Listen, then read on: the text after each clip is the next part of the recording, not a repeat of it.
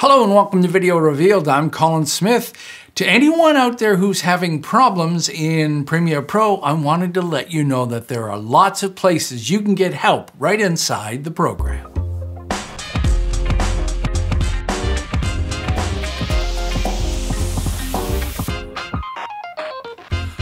All right, the first thing I want to talk about, and this is really for a lot of new users who probably came to Premiere Pro and to computers from a phone. Premiere Pro is a program. You don't put anything inside a program. Programs are programs, they run. Premiere Pro makes projects. You don't put anything in the project, you link to the project. So the first place we're gonna have a look at is media helpers. And I've broken this down into three areas: media helpers, program helpers, and performance helpers.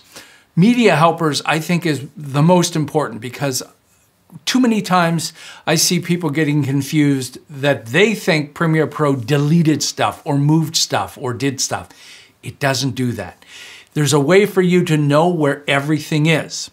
And the project panel is really the first place where we're going to look. But before we look there, I'm using the Essentials workspace. I'm going to show you a bit more about workspaces, but just so you know where I'm looking, over on the right, let's have a look. This little menu here shows you your workspace, and I'm using Essentials. I can also see the name of Essentials because I've turned this on, Show Workspace Label. This is also a good way to reset your workspace. All you have to do is double click right on the name and it resets it. If you've accidentally closed any panels, double clicking on the name opens any of those panels. And I see people all the time who've accidentally closed the timeline or the bottom of, all of these are floating panels and they're called a workspace, and resetting the workspace gets you there. So next up, let's go look over at the project panel. And here's my project panel here.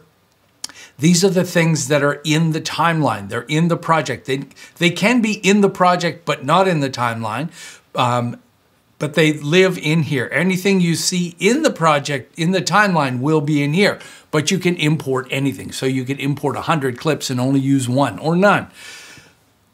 This is a panel, and you can see it's blue. It's highlighted in blue. And whenever you have a panel selected, it's highlighted. And there's a horizontal scroll bar because there's lots of different things that you can see. To make this panel larger, if you double click on the name, it opens up. And you see all of these headers that help give you information about that, the files that you have in here. So if I open up one of the folders, you can see things like the video info. So here I can see what's the size of my video and whether it's online or offline, and I can set whether things are good or bad. You can also see thumbnails, and if you don't see thumbnails, click on the little 3-button menu, the hamburger menu, and turn on thumbnails here. And you can also use the slider at the bottom to make these thumbnails larger. So there's lots of rich information in the project panel. It's easy to miss this too, usually because it's really, really small and the stuff you want to look at is over on the right. Okay, so let me double click on this to put it back to the normal size and show you how you can find the project you have open. So this is another confusing thing for a lot of people who don't organize their files. They start a program and just hit OK for stuff. And what Premiere Pro, like a lot of programs, will do is they'll stick their projects in the Documents folder, which is not a good idea. You should be controlling and making your own folders. I'll put links in the description to other places, other things, other tutorials that I think are really important that I've already had. And one is what every editor should do before they start, and that's organize things. But let's say you're not organized. Where the heck is this project? You know how easy it is? Right click. In the project panel, right click, down at the bottom, reveal project in Explorer on Windows or Finder on Mac. And when I do that, that's where it is. So for me, it's in my D drive inside that location. That's where it is. There's no Premiere Pro lost my project or where is my project? That's where it is. Oh, and you should be backing things up. Okay, so we found our project. Now where's the media? You're wondering where media is. And again, you can open up any media, right-click on that media, and you can also show this in the Finder. Reveal in Explorer or the Finder. There's the clip. It's not lost, it's not moved, it's linked. So this is a link to that folder. If you rename this file, if you rename the folder, if you move this, how does Premiere Pro know where things are? So it doesn't. It doesn't make sense for you to move things. Once you have stuff imported in the program, don't move it, or you're going to have to relink it. Now you can also show the information in this panel. So I'm going to open it up again, double click on the name, click on the flyout menu, and go down to metadata display. And I'm going to type the word path, file path. Notice how it didn't have a check mark? Now it does. And when I click OK, it's probably over here on the right. There's the file path for that file. If you want, you could drag this header all the way to the left, open this sucker all the way up.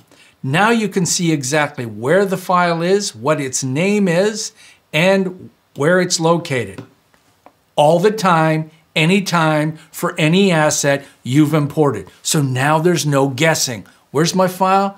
Is it inside the program? No, it isn't. It's a link, and that's where it is. Okay, that's pretty easy. Now, the other thing you can do, I'm going to open this back up again, go back in to my metadata display, and I'll type in usage, video usage, audio usage, turn those on, click OK, and now I can see where things are used. I'm going to drag this over to the left. Double click. I can now see where these clips are being used. So this adjustment layer was used twice. This was used once. If I click on the little down-facing arrow, I can see exactly where that clip is. So that's it. So if you've ever wondered if you've used a certain B-roll shot, you can turn that on. Very, very useful.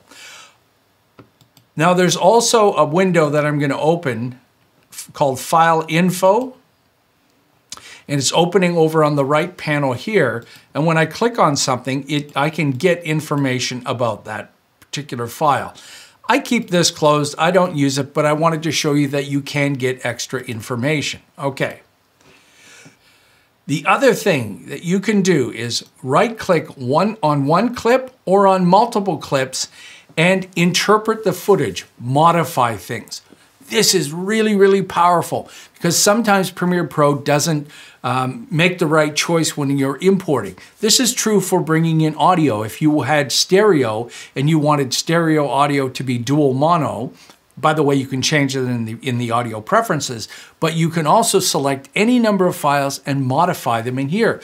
You can also modify the color. So if the color settings were incorrect, if there's a LUT or a color space that you're using, you can go to interpret footage. So once you have this dialog box open, you can jump to any of these areas very easily. So if I go back to these clips, I can select all of them, right click, modify, interpret footage. Maybe that the frame rate was incorrect, or the pixel aspect ratio, or the field order. This is also a great way to tell if you've got a transparent video. People always have trouble with transparent video. First reason they have trouble is they're trying to make an MP4 transparent. There's no transparency in an MP4, an MPEG-4 file. When you open it up, you'll see a blank alpha channel like this.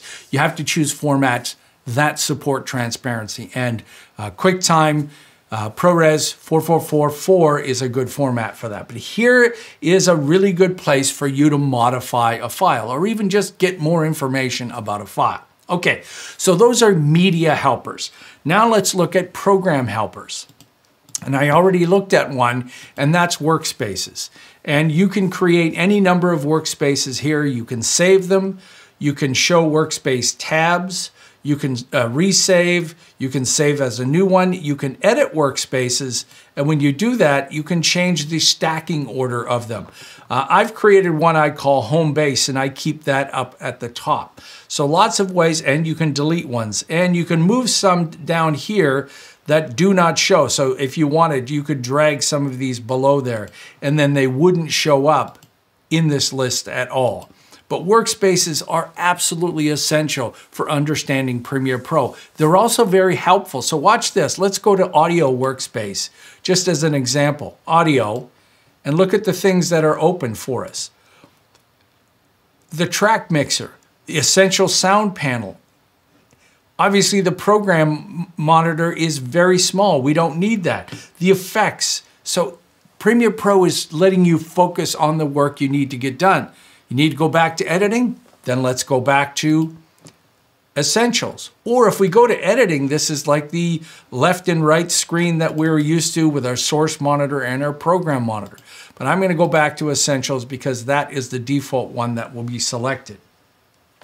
Another helpful thing are these buttons underneath. If you click on this plus button here, you can get all of these extra buttons.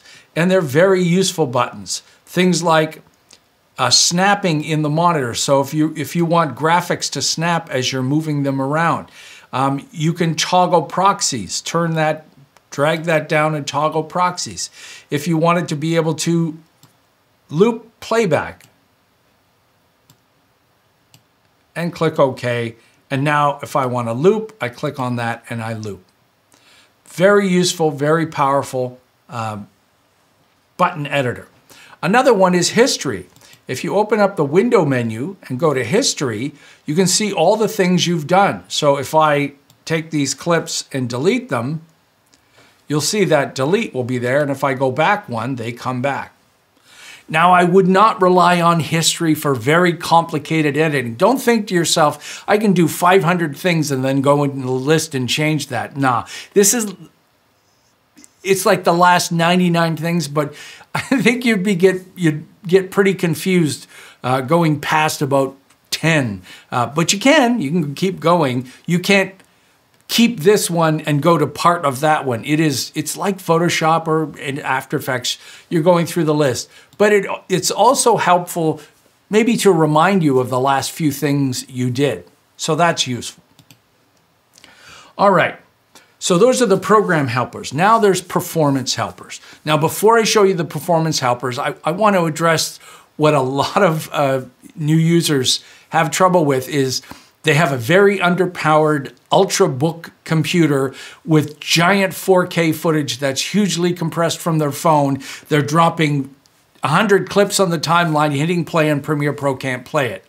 Yeah, you're trying to do something that's impossible. Large, highly compressed files, 4K files, especially from phones, are very difficult to play back.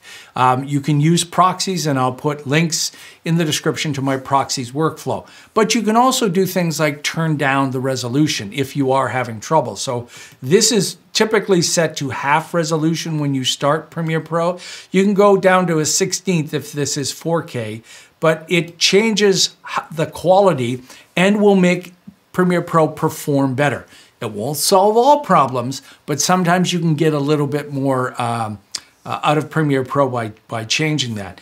You can also go to the little wrench menu here, and you can show dropped frames indicator.